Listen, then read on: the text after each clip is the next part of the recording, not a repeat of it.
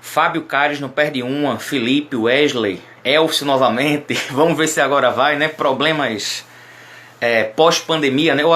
Ou seja, ainda na pandemia, né? Não começaram as aulas, né, Wesley? Aí tu fica aqui vendo todas as lives que eu faço, né? Muito bem. Grande Felipe, abraço.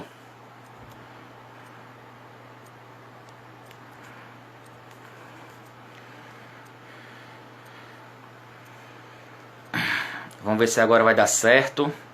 Boa noite a todos, né? Sejam bem-vindos, bem-vindas. Dando continuidade então ao nosso projeto, né? Reflexões filosóficas. Hoje vamos conversar com a professora Mariana Fischer, né? Sobre a Judith Butler. Tá certo?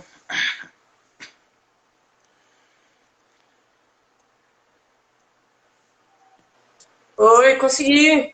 Agora foi. Maravilha, já aprendi uma coisa nova por hoje. Pois é, um ex-aluno meu, ele me disse isso, eu não sabia. Aí eu ia até falar antes, mas aí é melhor falar logo para todos, para não ter nenhum risco. Professora, boa noite, muito bem-vinda. Eu vou fazer aqui uma pequena apresentação, né, da professora Mariana, e aí depois ela vai, como a gente já tinha combinado antes, né, vai fazer uma exposição do tema que ela disse pra gente, e aí depois a gente vai fazendo perguntas, eu vou vendo nos comentários se surgem algumas perguntas também referente ao tema, tá bom? Professora... Oi? Só fui mexer na luz para melhorar aqui a iluminação. Tá bem. A professora Mariana Pimentel Fischer, doutora em Filosofia do Direito pelo UFPE. O título do seu doutorado é Diálogos sobre Direito e Diferença, o retorno à pergunta pelo sentido humano no direito que acontece na era da técnica, né? Traduziu o livro Psicanálise sem Édipo, uma antropologia clínica da histeria em Freud e Lacan, e escreveu, em conjunto com outros autores, né, o livro Ensino do Direito para um Mundo em Transformação, né? O tema dessa exposição de hoje é a filosofia e psicanálise em Judith Butler, né? Então é isso, professora. Boa noite, bem-vinda. Muito obrigado pela participação. A senhora tem a palavra. Boa noite, obrigadíssima pelo convite. Tá me ouvindo bem? Me vendo bem? Tudo certo? Tá ótimo. Pois é, então a gente vai conversar hoje sobre uma filósofa que é pop, né? que virou um pouco a própria Judith Butler conta que certa vez estava na França, no metrô, e encontra algumas revistas assim que as pessoas estavam lendo antes de entrar no metrô, e no meio de um monte de revistas de fofoca e tal, ela encontra o livro dela, Problemas de Gênero. Quer dizer, as pessoas estão... Exato, tá? Mas não somente na estante de filósofos, mas também no metrô, no meio do metrô da França, para você ver como como é ampla, né, a gama de leitores que ela atinge. Isso tem um lado bom, tem um lado ótimo, né, que a filosofia sai da universidade, está ali na fala das pessoas, mas tem um lado difícil, que envolve, assim, interpretações, às vezes, insuficientemente cuidadosas, e outras questões que envolvem quando uma reflexão depurada ela entra em meio à linguagem comum. Butler diz que é mais bom do que ruim. Que, mesmo que você tenha, às vezes, interpretações que fogem um pouco do projeto, da intenção da autora, os problemas que ela tem em mente são colocados em jogo. E isso é uma excelente notícia, né? No sentido de que a filosofia realmente sai da universidade e as questões podem ser retrabalhadas, ganham outro sentido, são discutidas na linguagem comum. Então, essa é a primeira característica da Butler. Uma segunda característica é que ela junta muitos autores, o que também é bom e ruim ao mesmo tempo, porque dessa junção, às vezes ela comete erros, mas ao mesmo tempo, dessa junção, ela consegue muitas vezes chegar a um lugar muito original. E, em especial, hoje, eu vou tentar conversar com vocês sobre como é que ela coloca a psicanálise em jogo em reflexões que envolvem gênero, que envolvem crítica social, que envolvem uma tentativa de atualizar Hegel. Então, eu acho que esse vai ser o objeto da minha fala de hoje. Uhum. Pois bem, no final da década de 80, Butler publica sua tese de doutorado que se chama Subjects of Desire, Sujeitos do Desejo. E nesse trabalho ela está tentando dar sentido às diversas interpretações de Hegel na França, nesse período da década de 50 e 60, quer dizer, Merleau-Ponty, Simone de Beauvoir. E nesse momento parece que ela já começa a delinear o problema de pesquisa que ela vai levar adiante durante toda a sua trajetória acadêmica, né? O que é sujeito? Quer dizer, essa pergunta já é colocada. O que é sujeito? O papel do desejo na constituição do sujeito. Quando a gente fala em desejo naquele contexto francês, tem também o problema da linguagem, muito bem inserido. E se a gente é determinado por certas... por uma base ou por estruturas linguísticas, como é possível ganhar alguma liberdade sem desconsiderar esse tipo de determinação? Então, durante toda a sua trajetória acadêmica, ela vai voltar a essa questão. E ela volta de um jeito muito específico, porque ela é uma filósofa engajada. Ela está envolvida com a militância feminista, a militância LGBTT, uma militância em torno de direitos humanos, o que às vezes parece contraditório, porque ela faz uma crítica muito forte ao humanismo, como Foucault fazia e como os franceses da década de 60 e 70 já colocavam. Então ela defende os direitos humanos, veja que coisa, né? Porque isso já evoca uma das questões muito presentes na trajetória dela, defender os direitos humanos e, ao mesmo tempo, fazer uma crítica contundente ao humanismo. Então, que tipo de defesa de direitos humanos, dos direitos humanos é essa, né? Uma outra reflexão importante. Mas, para andar um pouquinho mais devagar, bom, eu disse para vocês que Butler leva adiante reflexões que os franceses estavam colocando em jogo na década de 50 e 60, e eu disse para vocês que Butler se interessa pela psicanálise. Então, o que é isso? Isso quer dizer, né? Quer dizer, naquele período, os franceses estavam tentando dar conta das reflexões freudianas e lacanianas, e ao mesmo tempo, em Frankfurt, tentava se associar Marx e Freud. Butler considera essas diferentes tradições muito diferentes, tensões constantes entre frankfurtianos e franceses e dentro da tradição francesa, mas tem alguns elementos comuns que eu acho que uma boa etapa dessa reflexão que a gente está fazendo em conjunto é dizer o que é que tem em comum com esse grupo tão distinto de autoras e autores. Bom, em primeiro lugar, se levar a sério a psicanálise significa sair de uma direção apontada por Wittgenstein, por exemplo, quando Wittgenstein diz sobre aquilo que não podemos falar, melhor calar. Então tem toda uma tradição de filósofos que levam muito a sério essa acepção de Wittgenstein, por exemplo, a tradição analítica. Os analíticos vão dizer que, ora, nós temos um conhecimento limitado do mundo, conhecemos só uma parte do mundo e vamos tentar fazer o máximo com essa partezinha aqui que a gente conhece. Alguns vão dizer, vamos tentar encontrar uma linguagem mais precisa, mas com esse objetivo humilde que é falar sobre essa pequena parte do mundo que a gente conhece. A tradição com relação à qual a Judith Butler se engaja segue uma direção muito distinta. Ela vai dizer, olha, esse resto, essa parte do mundo que a gente não pode conhecer, não basta a gente dizer, deixa para lá. Porque isso que a gente não pode conhecer vai ter efeitos, muito embora a gente não consiga, às vezes, encontrar a linguagem mais precisa para falar.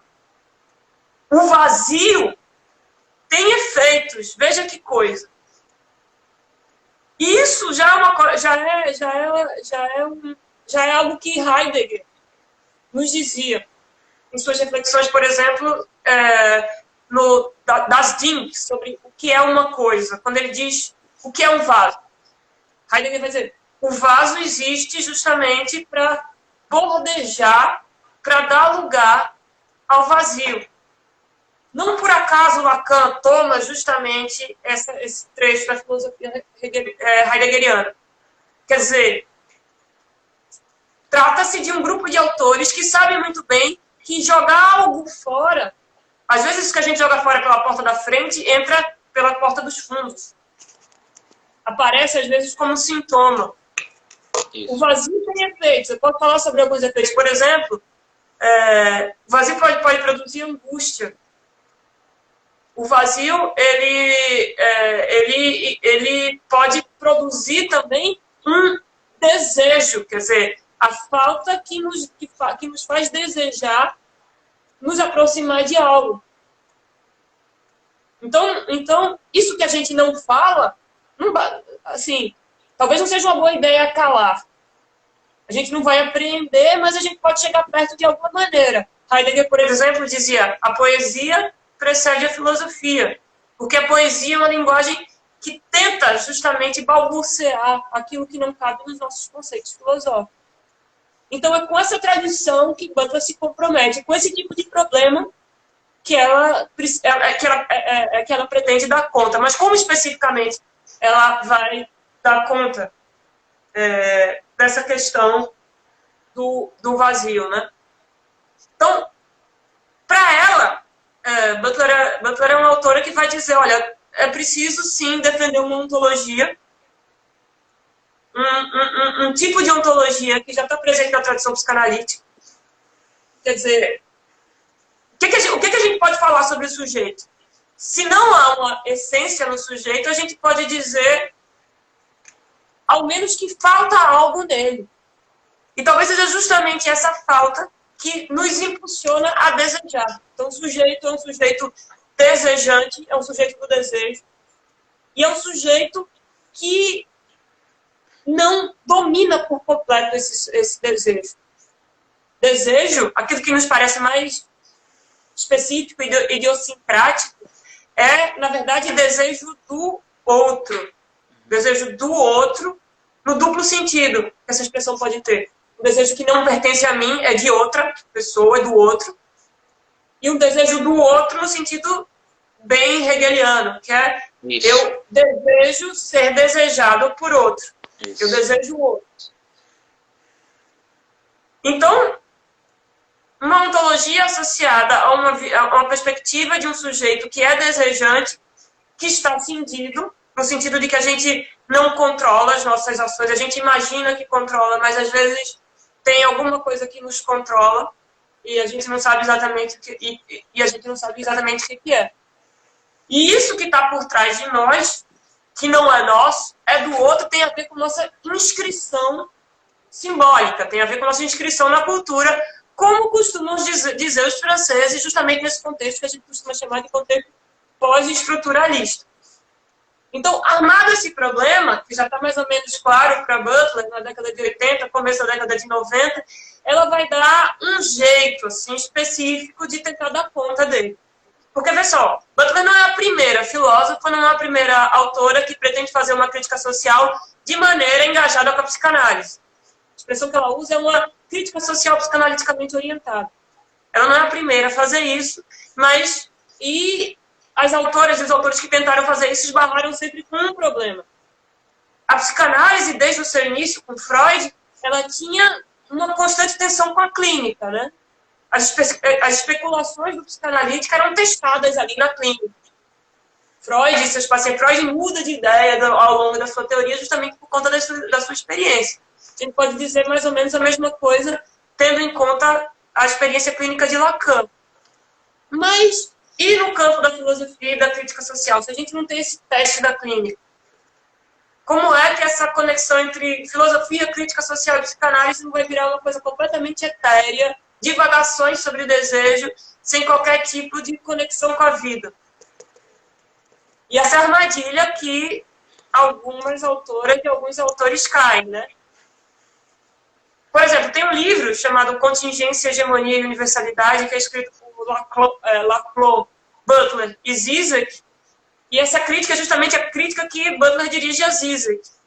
Ele está tentando fazer uma filosofia associada à psicanálise, só que no final das contas ele toma, na verdade ele é um autor muito mais fiel a Lacan do que a própria Butler, mas ele toma conceitos lacanianos e faz um caleidoscópio conceitual e usa a psicanálise para analisar cinema, para analisar o funcionamento do capitalismo, para analisar toda e qualquer coisa, e o mundo concreto nunca parece ser uma coisa que objeta, uma coisa que faz, que produz algum tipo de tensão com a teoria de Zizek.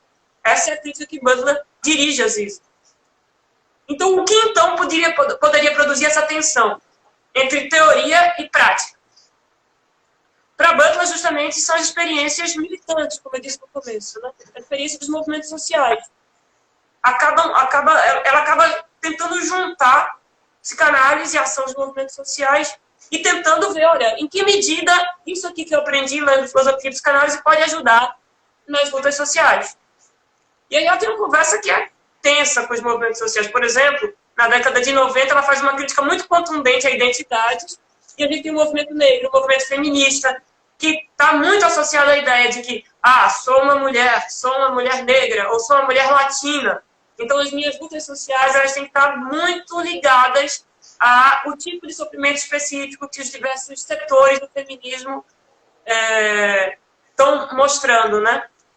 E Butler vai mostrar, olha, essa crítica que a gente faz associada à identidade, ela pode gerar algum tipo de alguns problemas, como um tipo de narcisismo, quer dizer, eu só converso com aquelas pessoas que são parecidas comigo, quase diferentes, eu deixo um pouco de lado. E aí ela recebe uma crítica de volta do pessoal do movimento social e acaba reformulando sua teoria.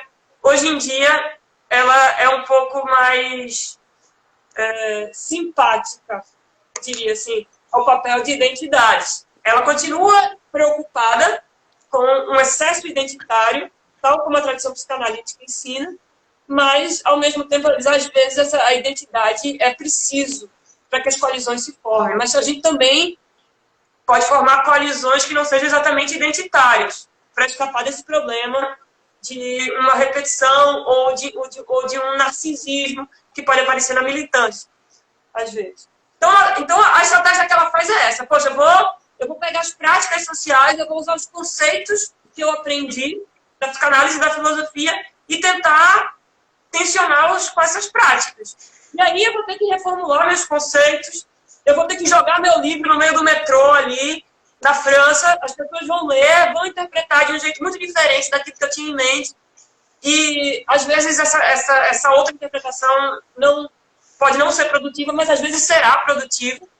E vamos ver o que a gente consegue fazer a partir daí. Então, a estratégia dela é um pouco essa. Vamos jogar meu livro Problemas de Gênero no meio do metrô na França para ver o que as pessoas fazem com as minhas ideias. E eu vou precisar reconstruir minha teoria a partir desse modo de me jogar um pouco nas práticas. Agora, né, isso envolve também, às vezes, alguns erros, né? Por exemplo, se a gente pegar os textos da década de 90, de Butler, tem um livro chamado A Vida Psíquica do Poder, tem alguns erros na leitura que ela faz da psicanálise. Por exemplo, ela às vezes confunde uma leitura de Lacan, confunde imaginário e real. Os lacanianos, quando veem isso, se arrepiam completamente. Olha, isso é um erro muito bobo, infantil até. Tem uma outra questão, porque ela está muito associada à psicanálise e militância, né? Quando você olha a leitura da psicanálise pelas feministas norte-americanas na década de 70, tinha uma tendência que falava assim, existe, em vez do complexo de Édipo, a gente pode falar em uma homossexualidade originária. Em vez do pai, do menino desejar o desejo pela mãe, né, que seria interditado pelo pai, como os psicanalistas que gostam do complexo de Édipo costumam dizer. Na verdade, o desejo inicial seria por uma pessoa do mesmo sexo. Então, às vezes, Butler diz isso, né? Haveria uma homossexualidade primária que foi, então, reprimida. Só que aí os lacanianos se arrepiam de novo. Não é isso que Lacan queria dizer. Porque o que Lacan fala, na verdade, é sobre um desejo inicial que não é identitário, gente. É um desejo por uma parte do corpo. O bebê, ele deseja uma fração do corpo da mãe, um tipo de experiência. Ele não tinha nem mesmo a imagem da mãe com o corpo completo. Então, como é que ele pode desejar alguém do sexo masculino ou do sexo feminino se essa imagem identitária não estava pronta ainda no bebê nessas experiências primárias? Então, aí ela dá umas escorregadas na leitura que ela faz da psicanálise, e aí tem alguns psicanalistas que se chateiam logo de cara e dizem, vamos deixar de lado essa Butler, que ela está bagunçando tudo. Mas, quando a gente, nos escritos mais recentes tem um amadurecimento do trabalho dela, e ainda assim, com esses equívocos, mesmo considerando esses possíveis equívocos, o processo de reconstrução que ela faz ao lado de práticas sociais é extremamente produtivo. Porque ela é assim, mas ela acerta lindamente. Porque ela, nesse processo todo, parece que ela aprende, nessa tensão constante entre psicanálise e crítica social, aprende a fazer uma crítica à identidade. Quer dizer, ela aprende a mostrar como os movimentos sociais eles podem se equivocar quando eles põem excesso demais em identidade. Isso pode recair num problema de narcisismo, quer dizer, eu sou assim, eu sou, sei lá, uma mulher latina e eu só converso com mulheres latinas porque nenhuma outra fração, nenhuma outra seção do feminismo é, de fato, um interlocutor digno para conversar comigo. Eu sou uma mulher nordestina, não converso com o feminismo paulistano, que seria intrinsecamente liberal. Sei lá, imaginemos um problema desse tipo. E aí ela mostra, olha, esse tipo de fracionamento, ele impede que conexões sejam feitas com grupos que precisavam estar juntos se a gente quer fazer algum tipo de mudança social. Então ela diz, por exemplo, será que a gente não pode construir coalizões políticas pautadas não exatamente em identidades? E ela dá alguns excelentes exemplos. Por exemplo, a gente tem nos Estados Unidos coalizões formadas por feministas, LGBT e grupos de pessoas que não têm direitos civis garantidos, como, por exemplo, imigrantes norte-americanos. Em princípio, a demanda de alguém do movimento LGBT seria completamente diferente de alguém que é imigrante e é ilegal nos Estados Unidos, né? Só que ela diz, olha, se a gente, em vez de faltar uma crítica em identidades, talvez a gente possa construir uma crítica associada a formas de opressão. Quer dizer, como é que tanto imigrantes como pessoas do movimento LGBT têm direitos básicos à cidadania que não são reconhecidos? Direito ao casamento homoafetivo, direito à assistência básica de saúde. Então, o aprendizado, quer dizer, os conceitos psicanalíticos, tal como ela coloca em jogo, na conversa com os movimentos sociais, acabam ajudando a mostrar alguns limites, a produzir uma espécie de autocrítica, mas também, de outro lado, a necessidade de reformulação de conceitos que vêm da filosofia, que vêm da psicanálise, tal como precisam ser aplicados para que a gente consiga produzir alguma espécie de transformação social. Então, é nesse sentido que, desde o começo, eu tentei falar, ela é uma filósofa pop e uma filósofa engajada. Mas ser pop e ser engajada faz também parte do projeto crítico que ela toma para si. Então, a ancoragem que ela faz é justamente pela via desse engajamento com a ação dos movimentos sociais. Um outro conceito psicanalítico super importante para Butler é o conceito de luto, em Luto e Melancolia, de Freud. Ela justamente vai prestar atenção nos movimentos sociais que usam o luto como estratégia política. Por que ela está tão interessada em luto? Né, gente? Porque ela vai mostrar como, na verdade, a visão que a gente tem, a identidade que a gente tem de si, ela pega um exemplo muito interessante, que é a identidade da nação norte-americana. o que é ser norte-americano e o que é ser cidadão norte-americano. E ela usa, por exemplo, o caso de 11 de setembro. Né? O que foi 11 de setembro? A queda das Torres Gêmeas. Aquela queda das Torres Gêmeas, ela poderia ter produzido uma reflexão conjunta sobre o que é vulnerabilidade, o que a gente perdeu, o que os Estados Unidos perdeu naquele momento. E o que talvez as políticas de guerra norte-americanas tenham produzido no mundo, que acabaram por ser, em alguma medida, responsáveis por aquilo que aconteceu. Será que o tipo de relação, as relações internacionais norte-americanas não tenham, ao menos em parte, produzido tamanha tensão e gerado uma consequência como aquela, como a queda das Torres Gêmeas? Quer dizer, a perda que aquela queda simbolizava, ela poderia ter sido depurada, poderia ter sido aceita, se houvesse alguma espécie de processo de luto coletivo no pós-Torres Gêmeas.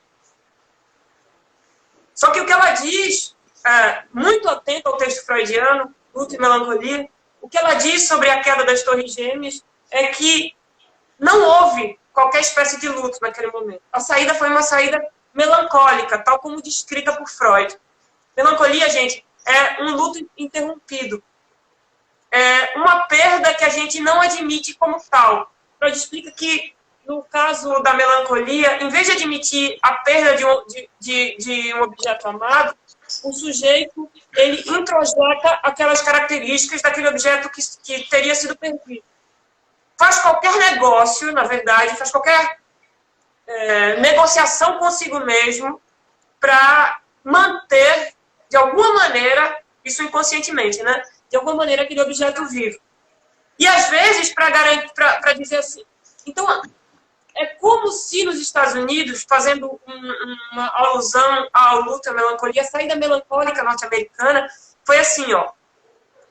Em vez de admitir uma perda, o ataque às Torres Gêmeas, a gente vai exagerar características que já tínhamos no passado. A gente vai ser mais... Não somos frágeis. Não somos alguém que deixou que aquelas Torres Gêmeas caíssem. Nós somos super poderosos. Não vamos deixar... Aí, logo depois, você teve o ato patriótico, né, nos Estados Unidos. Não vamos deixar que que qualquer coisa alienígena, né, que outro nos invada. Que os imigrantes nos invadam. Então, em vez de admitir uma perda e de se repensar, há ali um processo de afirmação obstinada de poder e de potência. Um processo melancólico. Uma afirmação falsa, de senhorio de si.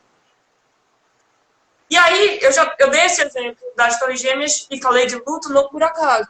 Porque eu já estou puxando para as reflexões que Butler faz sobre o tempo atual. Estamos diante de uma pandemia, né? Vidas estão sendo perdidas. Mas ainda, uma maneira de organização da vida social vai ter que ser deixada para trás para que a gente consiga, de fato, refletir sobre como a vida social pode vir a ser reorganizada. Para que haja, de fato, uma reorganização produtiva, a gente precisa aprender a deixar alguma coisa para trás. A gente precisa entender que o momento que a gente vive hoje envolve perdas daquilo que a gente imaginava que poderia vir a ser no futuro. Por exemplo, há algum tempo, essa ideia de... Eu também estou puxando outros autores que são importantes para Butler, como Foucault. Essa ideia de que somos empresários de nós mesmos. Essa ideia de que não precisamos do Estado. Ah lá, Paulo Guedes, né? Quer dizer, esse tipo de modelo de desenvolvimento que estava tão arraigado. E veja, a ideia de empresário de si, de Foucault, é muito importante.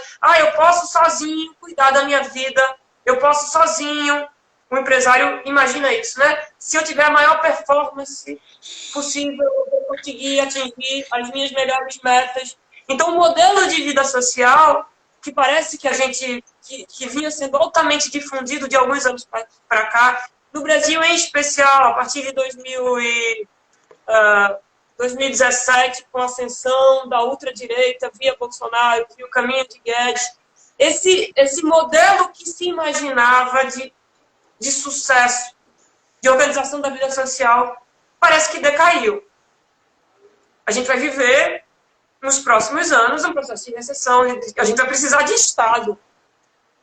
Não, a gente vai precisar conversar com o outro, vai precisar fazer coalizões transnacionais, conversar com outros Estados.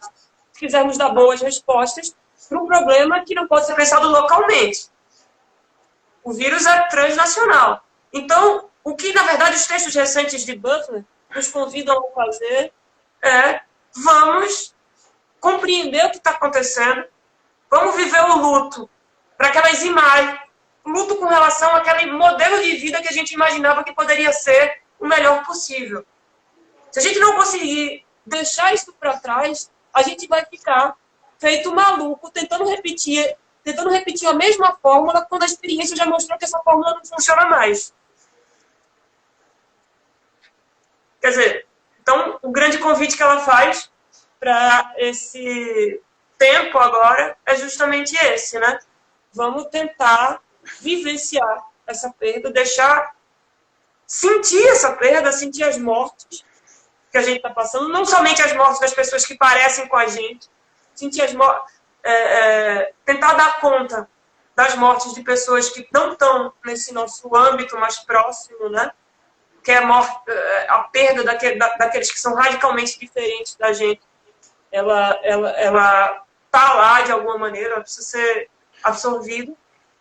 E se a gente, para que alguma transformação, alguma coisa nova, e é preciso que alguma coisa nova surja, para que alguma coisa nova aconteça, a gente precisa primeiro aprender a dar conta dessas perdas, dar conta do luto. E aí a psicanálise é tão importante para a gente entender melhor o que é luto, como vivenciar, quais são as fases, o que significa aceitar isso, para que exista, isso precisa ser aceito socialmente, né? Precisa haver se a gente deixar para trás essa ideia de que eu sozinha, se eu tiver a maior performance possível no meu trabalho, as coisas vão se resolver, a gente precisa deixar para trás essa ideia para que, de fato, a gente consiga se engajar num processo coletivo de debate. E é isso que parece que vai precisar ser feito nos próximos anos. Coloquei muitos conceitos, muito rápido, gente, mas acho que talvez no debate dê para a gente ir depurando melhor. Pronto. Obrigado, professora Mariana. Só se esqueceu de uma coisa. Tem muitas pessoas no Brasil que têm histórico de atletas, então se pegar o vírus não tem problema nenhum, não é? Tem essas pessoas, né? Mas você não sabe como é um exemplo melancólico isso, assim, uma afirmação as pessoas se acabando tudo morrendo. Não, eu sou atleta, nada vai acontecer comigo, nenhuma perda está acontecendo. É uma negação tão obstinada na perda. E é um esforço tão grande para negar a perda que vira patético, né? Totalmente. Então eu vou começar aqui, como você trabalhou bastante a ideia da psicanálise, né, em Judith Butler, e ela passeia por várias áreas, né, a política, né, sim. A filosofia em si. Quando falaste assim dessa questão, né, do problema ou da crise da identidade, me veio aqui uma ideia que eu não sei se ela trabalha, tá bem? Mas era mais ou menos assim, algum tipo de processo de multialteridade. Ou seja, de eu perceber os outros movimentos para que eu não fique isolado apenas no movimento ao qual eu pertenço, mas que eu também possa apoiar ou participar de alguma maneira de outros movimentos, porque assim eles iriam se fortalecer. Ela, em algum sentido, ela muda essa perspectiva a partir da análise? Tem, essa pergunta tua foi muito boa, porque tem, dentro desse debate sobre o papel da identidade na filosofia e na crítica social, a gente pode dizer que tem uma turma mais próxima do que a gente costuma chamar de multiculturalismo, que diz assim, olha, a gente precisa vivenciar várias identidades, a gente pode ter identidades múltiplas. Butler, ela é bem reticente com relação a essa saída da multiplicidade. Por que tão reticente? Porque, às vezes, essa ideia de multiplicidade ela é enganosa. Você tem um múltiplo que esconde... Você tem uma variação muito grande que esconde alguma coisa que está muito fixa. Bem... É como se fosse a união assim, de coisas isoladas, que elas não se agregam, é isso? É assim, ó, deixa eu tentar explicar isso. Tem algumas maneiras de explicar, mas na psicanálise, por exemplo. O próprio Freud, quando ele vai escrever, ainda começo do século XX, sobre histeria, Freud diz assim, Freud depois Lacan, lembra Freud, né? Isso já é um pouquinho mais... o jeito que eu vou falar agora já é um pouquinho mais assentado na tradição lacaniana. A histeria significa se colocar numa determinada posição. Você se coloca na posição de objeto do desejo do outro. A histérica é aquela que joga sem saber que está fazendo isso, né? As pacientes de Freud faziam isso algumas vezes. Ela colocavam o psicanalista numa posição de poder e tentavam imaginar o que o outro queria dela e agiam de acordo. Porque é sempre esse jogo. Eu quero ser desejada pelo outro. Então, eu imagino que o outro quer ser isso, eu vou incorporar isso em mim e vou agir dessa maneira. Tem um histérico clássico, que é o Dom Juan, né? Que ele diz assim... tem até essa pergunta, quem você quer que eu seja? Eu sou aquilo que... Eu sou o desejo que a mulher tem e tal. Aí ele vai meio que se travestindo daquilo que ele imagina que o outro quer dele. Agora, vê como a histeria é uma coisa cheia de truques. Tem uma coisa que está fixa o tempo inteiro. A minha estrutura psíquica vai me fazer me colocar sempre como aquilo que eu imagino que o outro deseja. Só que aí eu vou variar, entende? Minha identidade varia, mas na verdade está variando porque eu imagino que você quer isso de mim. E aí eu mudo de... eu quero que essa outra pessoa me deseje. Ele não quer exatamente a professora do departamento de direito. Ele quer que essa pessoa seja uma dançarina. Aí eu vou virar dançarina. Então, aparentemente, eu estou mudando de identidade, mas tem uma coisa muito fixa na minha estrutura. E, às vezes, isso é uma maneira mais... Eu estou me aproximando um pouco mais dos textos da psicanálise, mas tem alguns autores da filosofia, Zizek que faz isso, Butler também, que gostam de aproximar a filosofia e psicanálise, que dizem o seguinte, essa questão das identidades líquidas, como o Bauman até coloca, os amores, quer dizer, essa coisa dessa extrema variação de identidades, não tem a ver também com essa coisa de como colocar o próprio corpo, a própria imagem como objeto de consumo? Se eu me coloco como objeto de consumo, se eu estou aqui nas redes sociais, querendo fazer o maior sucesso nas redes sociais, aí eu vou tipo Madonna, sei lá, ficar variando ali a minha identidade para fazer o maior sucesso do mundo. Tem uma coisa que é fixa, né? Que é, eu estou jogando com a minha identidade, mas estou completamente fixada nessa estrutura de me colocar como objeto do desejo do outro. Grandes exemplos de identidades múltiplas, Madonna, David Bowie, Lady Gaga, né? E nesse jogo das múltiplas identidades tem alguma coisa muito fixa. Seria uma performance. Nesse caso que eu falei, da Madonna, Lady Gaga, David Bowie, o que eles são? Eles são aquilo que a indústria fonográfica quer que eles sejam. O que ela quer que eles sejam? Essa variação intensa. E é um pouco por aí que ela tem uma desconfiança muito grande nessa noção de múltiplas identidades. E digamos, ela tem uma simpatia maior para a ideia de recusa a qualquer identidade. Certo. Nesse jogo. Aí nessa questão que você exemplificou, né, com a Madonna, essa questão da performance, e ela tem esse conceito muito forte, né, na filosofia dela, da performatividade. Será que eu consigo trazer essa ideia, que eu não sei se é filosófica ou psicanalítica, da performatividade numa tentativa assim, de encenar no coletivo a minha identidade? E aí falando de transgêneros, comunidade LGBT, nesse sentido? Massa. Aí eu posso até pegar esse exemplo que eu dei agora, né? Porque ela tem dois conceitos diferentes. Um de performance e outro de performatividade. Ela traz esse conceito de performance inicialmente na década de 90, a partir da leitura que Derrida faz de Kafka. Mas tem uma tradição por trás, né? Já estava em John Austin, né, o jurista, em Foucault, essa ideia de fazer coisas com palavras. Então, ela, na verdade, ela trabalha melhor, ela leva adiante esse conceito de performance que já estava muito presente na tradição que ela se engaja. Então, vamos lá. Performance tem a ver com o fato de que eu me constituo como sujeito imitando o outro. Você vai me reconhecer como mulher porque eu me visto de certa maneira, porque o tom da minha fala é esse ou aquele, porque meus trejeitos são uns ou outros.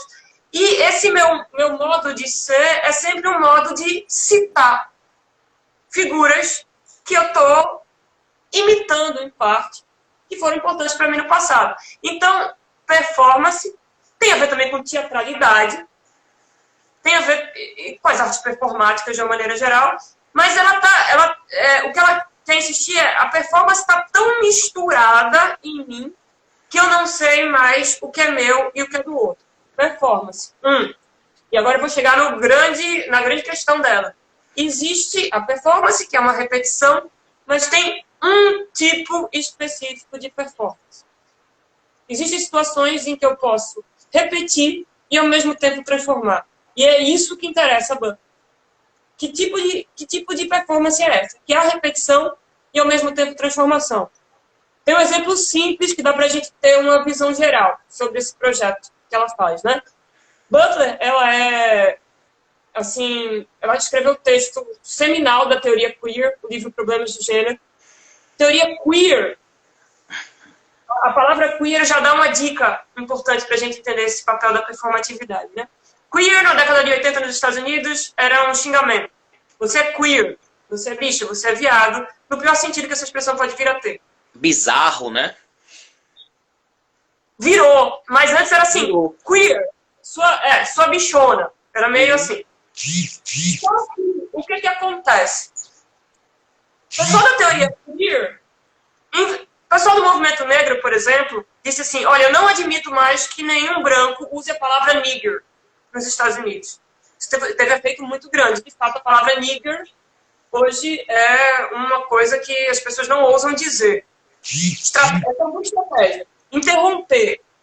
Já a turma da teoria queer, inspirada em Butler, em vez de dizer não repitam queer, eu não admito mais que você me xingue de queer, o que eles fizeram foi diferente. Eles disseram, isso lá em Berkeley, né, em Califórnia, nos Estados Unidos. Continuem a dizer queer. Só que o que acontece? A gente também vai dizer essa palavra.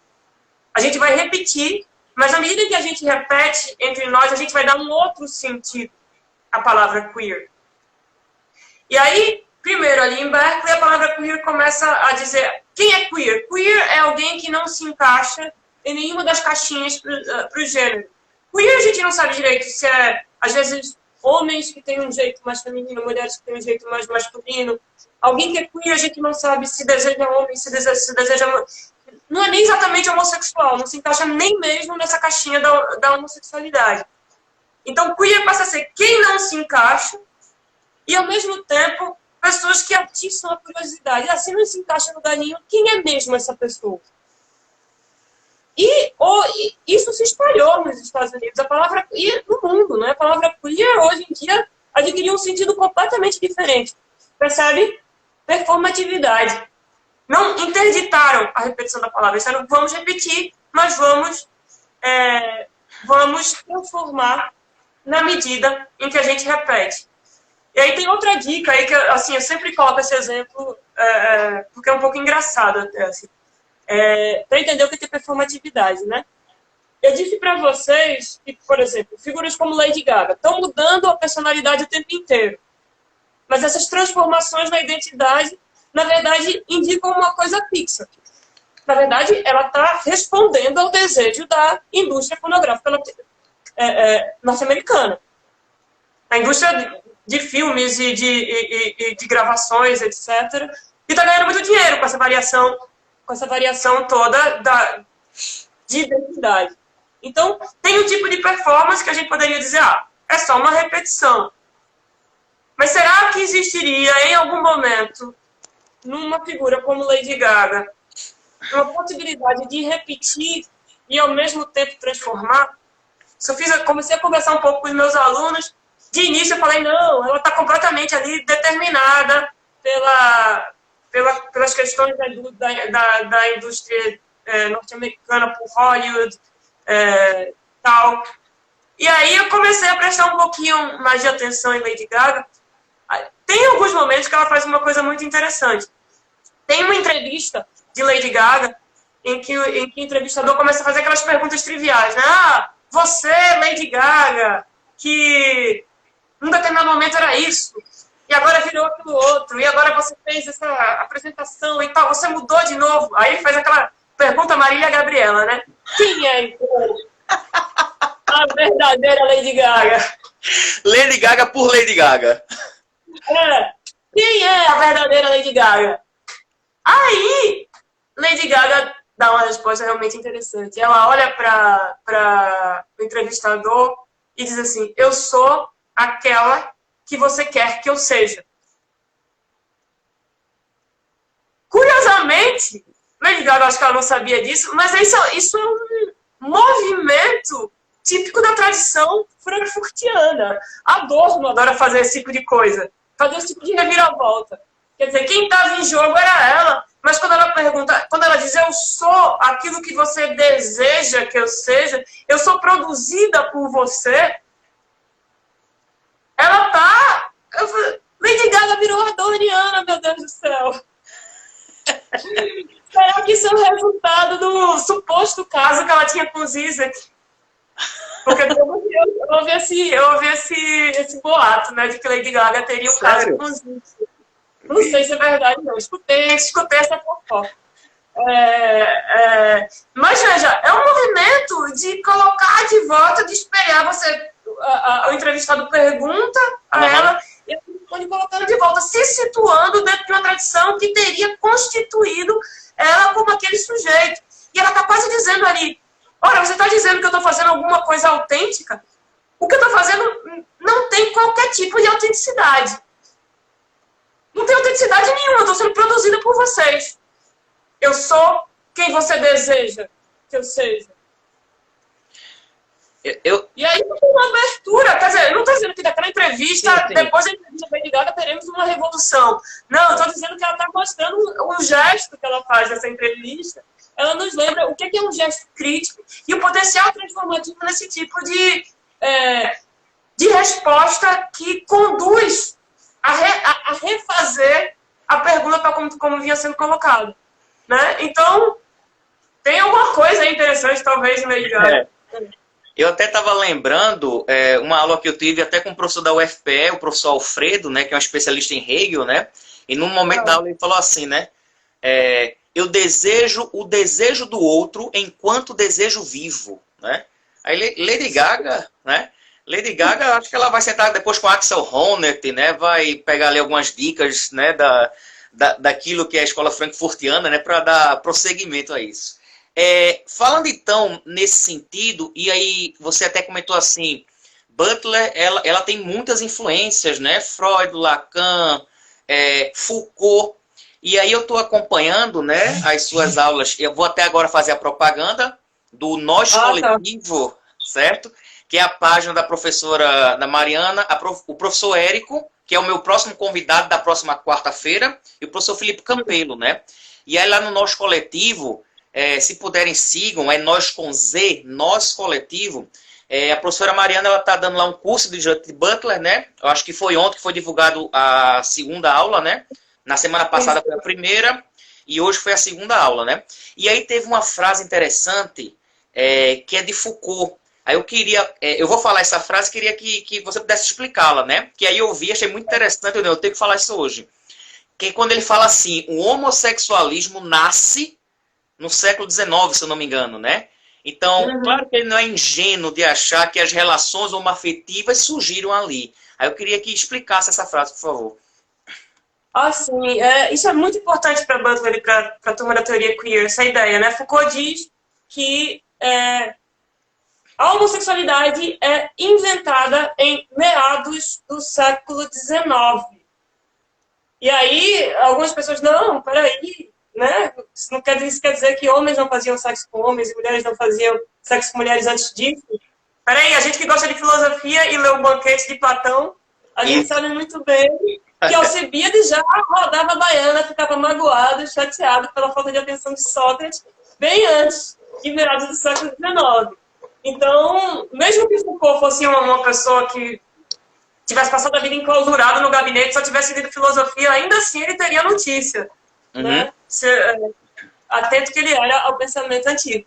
Mas, de qualquer maneira, ele não era isso. Ele tinha noção do que estava acontecendo ao lado dele e, evidentemente, ele sabia que homens praticavam sexo com homens, mulheres com mulheres, antes de meados do século XIX.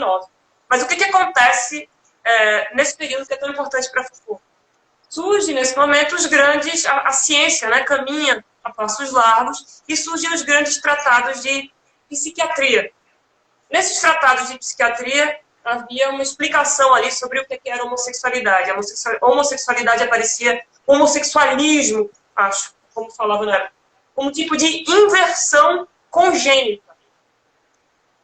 Quer dizer, esses tratados, eles eram quase que como um manual que dizia às pessoas o que fazer com homossexuais. Então, o que importa para Foucault? Depois desses tratados, que faziam muito sucesso, esses tratados, eles constituíram um modo de falar sobre a homossexualidade e um modo de lidar com homossexuais. Se você é homossexual, a gente sabe muito bem o que fazer com você. Vai ao psiquiatra, você vai seguir certos procedimentos, que inclusive envolviam a época disciplina do corpo, e assim você vai ser curado dessa patologia que é a homossexualidade. Isso se dizia socialmente. Agora imagine, do outro lado, um homem ou uma mulher que percebesse seu desejo dirigido a outros homens ou outras mulheres e com esse conceito muito definido de homossexualidade. Então isso gerava também uma imagem de si para as pessoas. Se isso é assim, se eu sou tão diferente dos outros, isso é porque eu sofro de uma inversão congênita, eu preciso ir ao psiquiatra e assim eu vou ser curada desse tipo de inversão. Então, esses tratados psiquiátricos, eles diziam o que fazer socialmente, criar uma disciplina social para homens e mulheres compreendidos como homossexuais, e mais do que isso, eles criaram um modo que fazia com que os sujeitos se autocompreendessem. Ele ensinava a sujeitos que desejavam de determinada maneira o que fazer consigo mesmo, o que fazer com o próprio desejo. São tratados que, nesse mesmo sentido de fazer coisas com palavras, de performatividade, eles criaram um estado de coisas. Criaram um jogo social em que havia uma resposta para o desejo e para a identidade. Então, eles fecharam as portas para qualquer possibilidade de criação.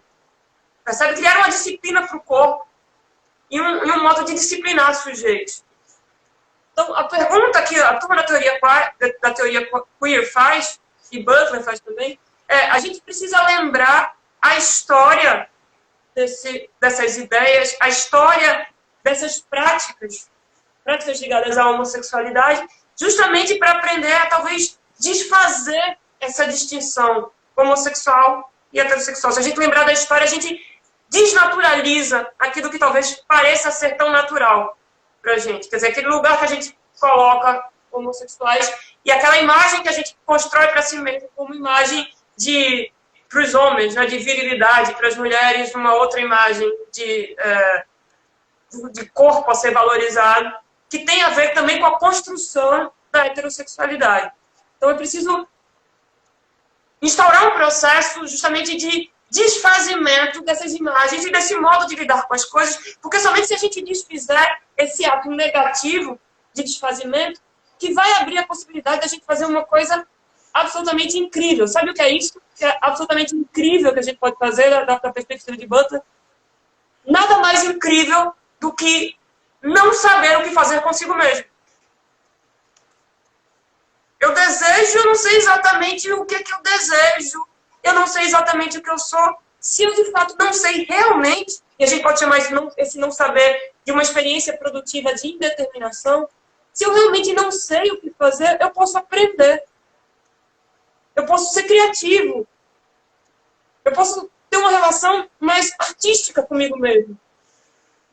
Em vez de me encaixar nesses modelos. Só que isso não acontece via espontaneismo. Eu não vou ter, eu perdi a paciência com conceitos e desde agora eu vou começar a, sei lá, pintar quadros e tocar violão e agora eu vou inventar um novo jeito de ser.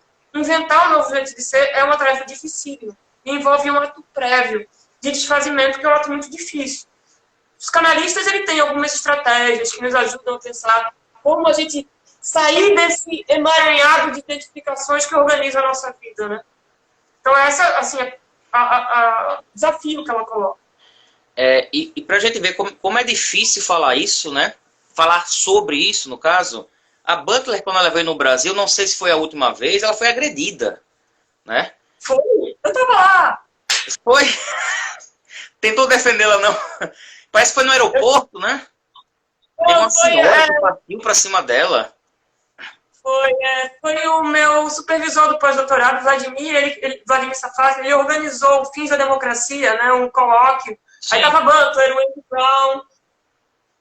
Tava tão tranquilo no final que a gente tinha assim, tava meio fazendo assim, não, vamos sempre levá-las, né, não vamos deixá-las sozinhas. Só que no final tava tão tranquilo que elas disseram, não, a gente vai pro aeroporto, não vai ter problema. E foi justamente aí, chegou uma senhora lá com um cartaz. Tava a Butler e a parceira dela, Wendy Brown. Parece que a moça confundiu, achou que Wendy Brown era Butler, as duas eram brancas, com cara de gringa. E tava com um cartaz ali, saia daqui, sua abortista. E é uma coisa tão sem noção, porque, na verdade, esse problema da vida, da tradição Foucaultiana, está tão presente nos trabalhos de Butler, e ela tem um posicionamento tão cuidadoso com essa questão do aborto. Assim, é muito mais um posicionamento questionador do que assertivo, em termos de militância. E na verdade, ela chegou aqui, a fala dela, estava todo mundo, manifestações e em cima de manifestações contra ela, imaginando-se que ela ia falar sobre gênero, E a fala dela, sabe, a fala dela inicial foi, o que é teoria crítica hoje? E aí falava sobre as diversas tradições da teoria crítica e a possibilidade de associar a teoria crítica hoje com saberes de povos indígenas. Foi isso que ela falou. E aí levou uma cacetada no aeroporto por ter falado coisa do tipo. Esses tempos obscurantistas, né, parece que eles estão se espalhando cada vez mais. E uma das tuas falas do começo foi essa, tirar a filosofia da academia.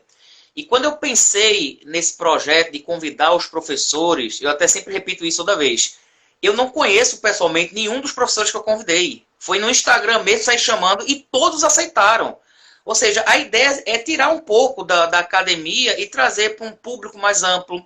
Aqui quem assiste, tem pessoas que são curiosas, tem alunos de ensino médio, ex-alunos, tem também universitários, mas a ideia é tentar trazer, e eu sei o esforço que é para um professor que tem uma carreira acadêmica, tentar falar numa linguagem que seja mais acessível, que as pessoas possam entender. Porque aí você não vai usar também aquela linguagem mais rígida, né? Aqui você vai tentar desopilar, tentar usar uma linguagem que seja mais acessível, né, para todo mundo. Então, a ideia do projeto é exatamente essa, né? Tirar um pouco da faculdade, das universidades e fazer com que outras pessoas tenham conhecimento, né? Porque às vezes eu acho que a gente fica muito preso em sala de aula, né? Eu já dei, hoje eu dou, eita, vai acabar, 25 segundos, aparece faltando 30, só para me despedir. Muito obrigado, professora, tem 20 segundos para se despedir. Se estava meio complicado, tem um cursinho que é mais simples no Nós Coletivo, se vocês quiserem ver. Isso, Nós Coletivo NOZ, tá? Entrem lá, lembrando que essa live vai ficar salva no meu IGTV e no meu canal do YouTube. Muito obrigado, professora. Obrigadíssima, Lu. A gente volta se